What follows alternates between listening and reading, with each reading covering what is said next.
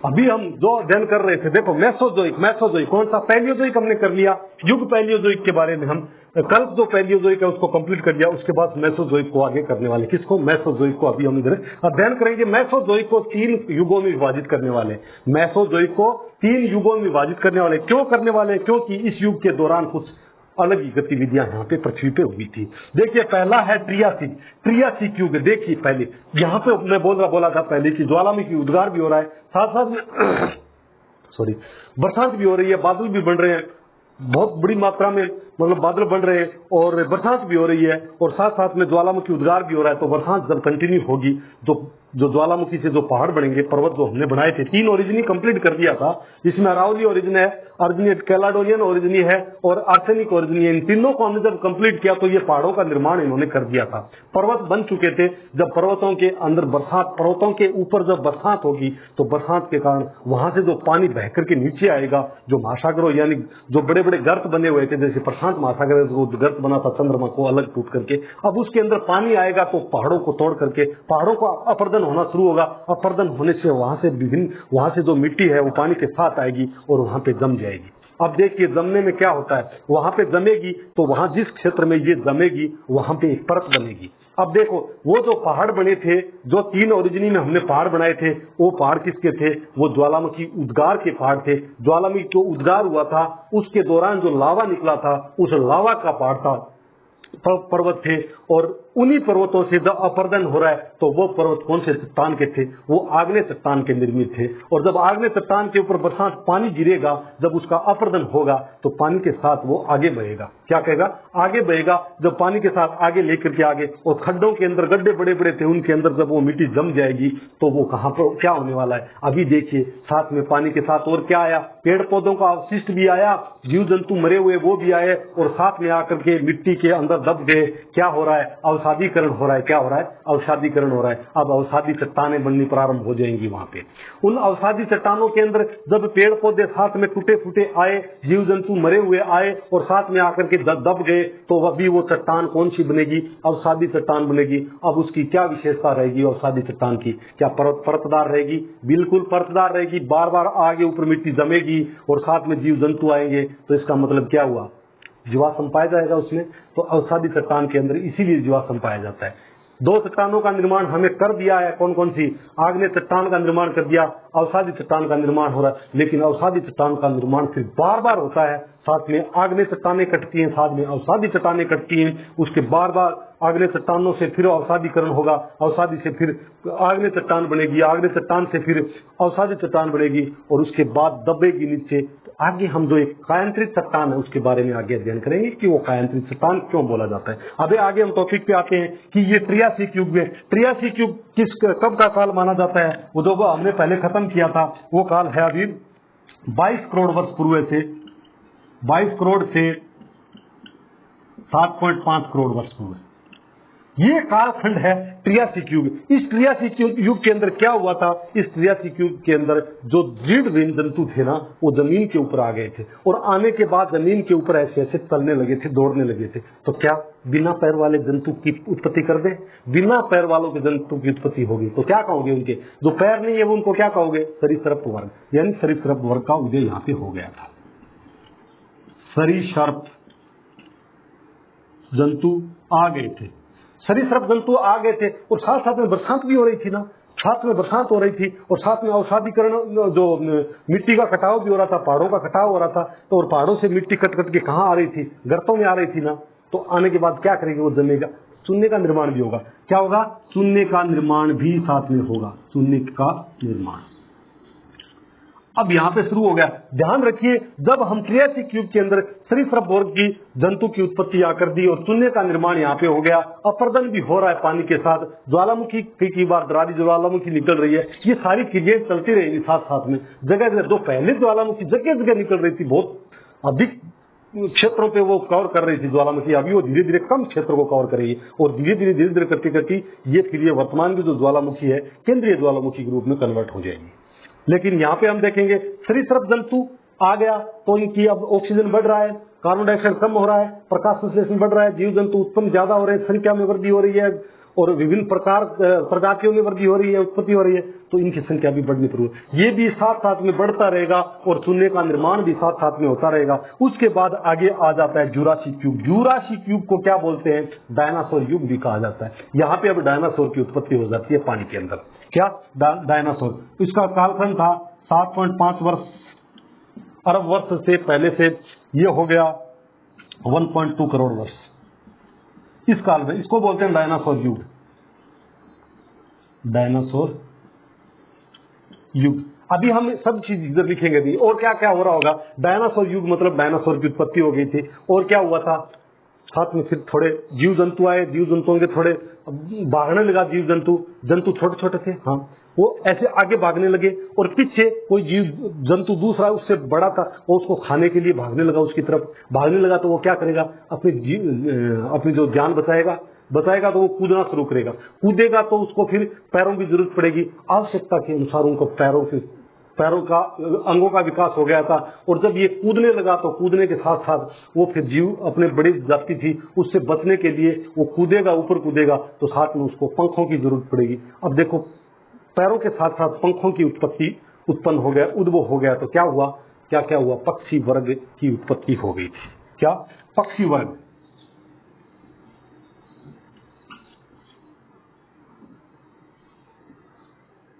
पक्षी वर्ग की उत्पत्ति यहाँ पे हो चुकी थी। पक्षी आ गए थे, मतलब पंखों वाले पक्षी यहाँ पे आ गए थे। और फिर क्या हो रहा था? चलो सोचो। और हो रहा था, पेड़ पौधे बहुत बड़ी मात्रा में थे। तो क्या प्रकाश संश्लेषण हो रहा था? बिल्कुल प्रकाश संश्लेषण हो रहा था, और प्रचुर मात्रा में प्रकाश संश्लेषण हो रहा था। और वायुमंडल, जो वर्तमान का वायुमंडल है, वो निर्मित बहुत जल्दी गति से हो रहा था। वो बहुत जल्दी गति से हो रहा था।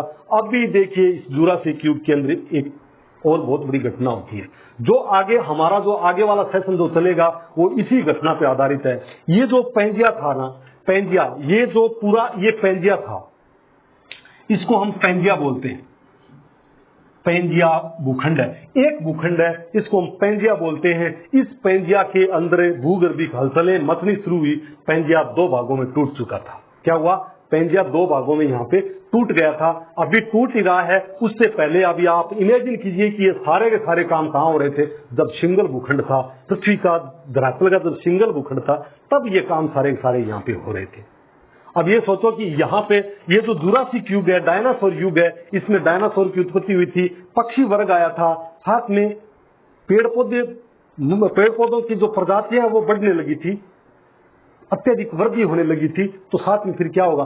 फूल आना शुरू हो गया था, और फूलों से उनका बीज बनना शुरू हो गया था। बीजों से फिर दूसरे पेड़ पौधे बनना शुरू हो गए। वो लंबे समय के दौरान बहुत काफी मात्रा में पेड़ पौधे यहाँ पे हो गए थे। तो इस पेड़ पौधे हो गए थे, और अंदर लावा है, वो फिर हलचल मचा रहा था। उसको फिर अपने कर्तव्य दिखाने थे। तो क्या हुआ? भूखंड को तोड़ दिया उसने। जो पेंजिया भूखंड था, ये एक पेंजिया, इस पेंजिया का टुकड़ा कर दिया 2। यहाँ पे जब भी पेंजिया का टुकड़ा हो रहा है, और जब टुकड़ा होगा तो जहां पे से वो टूटेगा वहां से फिर क्या होगा? लावा निकलेगा, निश्चित रूप से लावा निकलेगा। लावा निकल के पृथ्वी के ऊपर, धरातल के ऊपर फैल जाएगा, बिल्कुल फैलेगा। तो जब ऊपर जाके फैलेगा ऊपर, तो क्या होगा? ऊपर जाके जब ऊपर फैलेगा तो पठारों का निर्माण होगा। यहाँ पे हम पठारों का निर्माण करेंगे। कब करेंगे? इस युग में नहीं करेंगे, हम क्रिटेशियस युग में करेंगे। जब आगे क्रिटेशियस युग आ गया, तो क्रिटेशियस युग था 1.2 करोड़ से 75 लाख वर्ष पूर्व की बात है। अब इस क्रिटेशियस युग में क्या हुआ था? जब भूखंड पेंजिया का विभाजन हो गया था, यहां लिखो पेंजिया का विभाजन। पेंजिया का विभाजन, जब पेंजिया का विभाजन हुआ तो बीच में से जब टूटा तो वहां दरारी ज्वालामुखी निकली। वहां से दरारी ज्वालामुखी से लावा निकला। लावा पूरे पृथ्वी के ऊपर फैल गया। तो फैलने के बाद पठारों का निर्माण हुआ। जो भारत के हिस्से में जो पठार आया वो था दक्कन का पठार। तो दक्कन के पठार जब बन गया था, दरारी ज्वालामुखी के लावा से बना था, और दक्कन का पठार निर्मित हो गया था। तो किस प्रकार की चट्टानें होंगी?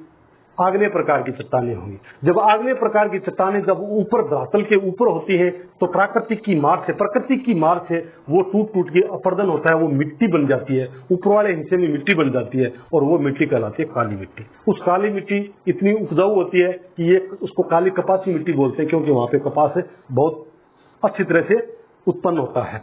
उसके बाद कौन कौन से पठार आए थे? दक्कन का पठार, दक्कन का पठार।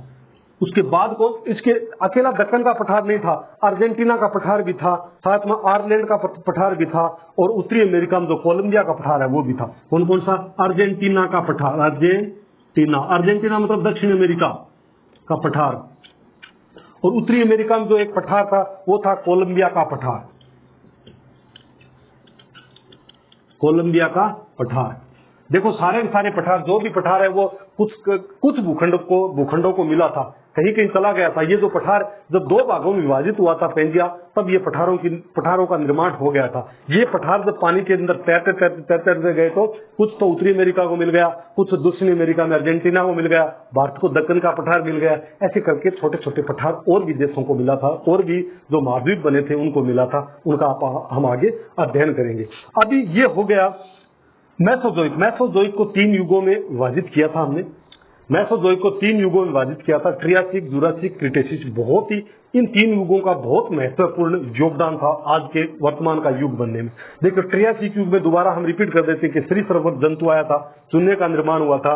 और जुरासिक युग जो डायनासोर युग, एज ऑफ डायनासोर कहा जाता है इसको, इसमें पक्षी वर्ग और पेंजिया का विभाजन हो गया था। और क्रिटेशियस युग में दरारी ज्वालामुखी के कारण पठारों का निर्माण हुआ था। अभी हम सिनेजोइक को पढ़ेंगे। ये एक बचा हुआ है सिनेजोइक में वो क्या क्या गतिविधियां हुई, कौन कौन सी क्रियाएं हुई थी, और किस प्रकार का वातावरण निर्मित हुआ था सिनेजोइक में। अभी आगे हम जितने भी पढ़ेंगे वो पीछे वालों को भूलना नहीं है, क्योंकि प्रकाश संश्लेषण की क्रिया निरंतर चल रही थी, जीव जंतुओं में वृद्धि हो रही थी, बड़ी मात्रा में वृद्धि हो रही थी, और साथ साथ के अंदर पुष्प भी आ गए थे, और साथ साथ में जीव जंतु अपने लैंगिक क्रिया के दौरान अपनी प्रजाति के उत्पन्न और जीव जंतु भी उत्पन्न होना शुरू हो गया था। ये निरंतर क्रिया चल रही थी। साथ साथ में कई बार बीच में जो अंदर का जो लावा था वो भी अपने जो कार्य है, अपने जो पावर दिखा रहा था, बीच बीच में वो भी धक्का मार रहा था।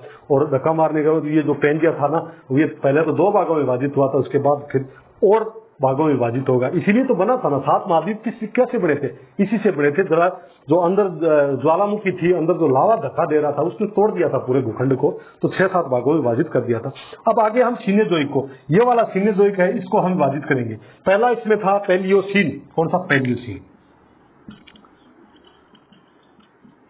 पैलियोसीन। इस पैलियोसीन में क्या हुआ था? पैलियोसीन के अंदर देखो जीव जंतु उत्पन्न हो गए थे और पेड़ पौधे भी उत्पन्न हो गए थे। तो जीव जंतु फिर क्या करेंगे? अपना जीव एक बच्चा पैदा करेगा, तो बच्चा पैदा करने के बाद उसका देखभाल करेगा। तो फिर स्तनधारी जीव यहाँ पे आए थे। क्या आए थे? स्तनधारी जीव यहाँ पे आ गए थे।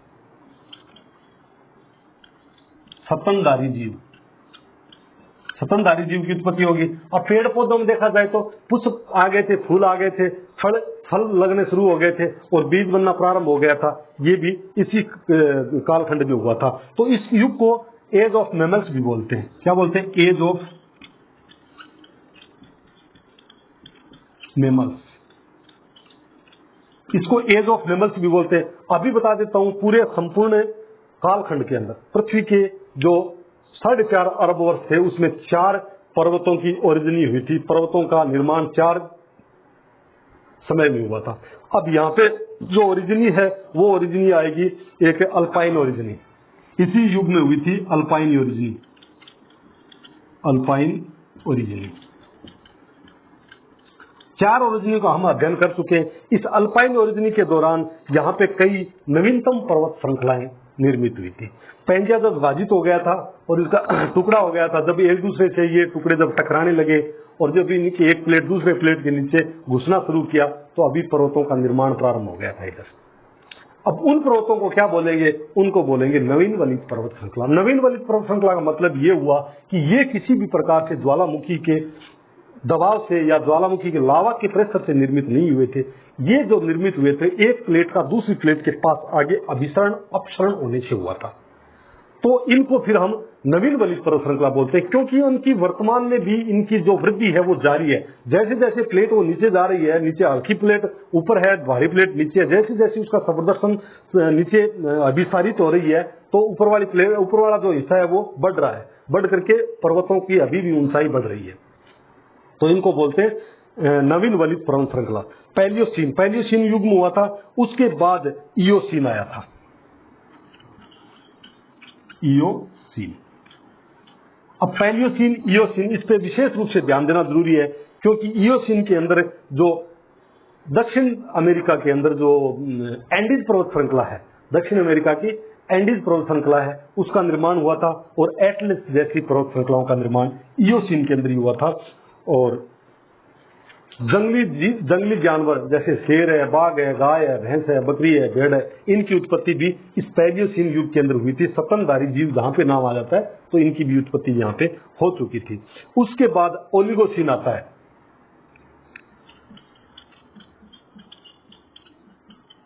ओलिगोसीन, अब ओलिगोसीन, मायोसीन, प्लायोसीन, इनका तीनों पे विशेष रूप से ध्यान देना है। Pliocene, Oligocene, Miocene, Miocene, 3 number है प्लायोसीन। प्लायोसीन क्यों देना है इनका? क्योंकि पृथ्वी का जो विभाजन हो चुका था, पैंजिया का विभाजन हो गया था, और ये जितने भी महाद्वीप है वो पानी के अंदर तैरते तैरते अपनी दिशा पकड़ ली थी और ये जाना शुरू हो गया था। तो भारत का जो हिस्सा है, वो जो दक्षिण भारत वाला प्रायद्वीप वाला हिस्सा है, इसका नाम रखा गया था गोंडवाना लैंड।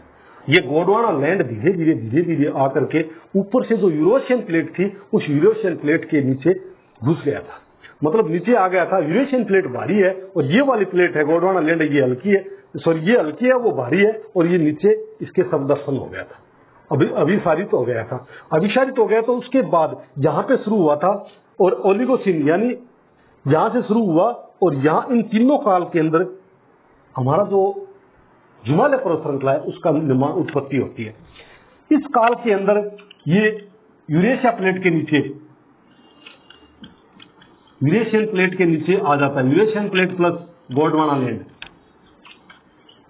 गोंडवाना लैंड आपस में टकरा जाते हैं। टकराने से यहां पर पहले आगे पढ़ेंगे हम कैसे इनका विभाजन हुआ था। टकराने से अरावली पर्वत, सॉरी हिमालय पर्वत की उत्पत्ति हुई। हिमालय पर्वत, हिमालय पर्वत, हिमालय पर्वत में कौन सा? महान हिमालय पर्वत, महान हिमालय पर्वत की कौन से में? इसमें ओलिगोसीन में हुई थी। और उसके बाद मध्य हिमालय, जो वर्तमान में हम बोलते हैं, मध्य हिमालय को 3 भागों में विभाजित किया है, महान हिमालय, मध्य हिमालय, शिवालिक श्रेणी।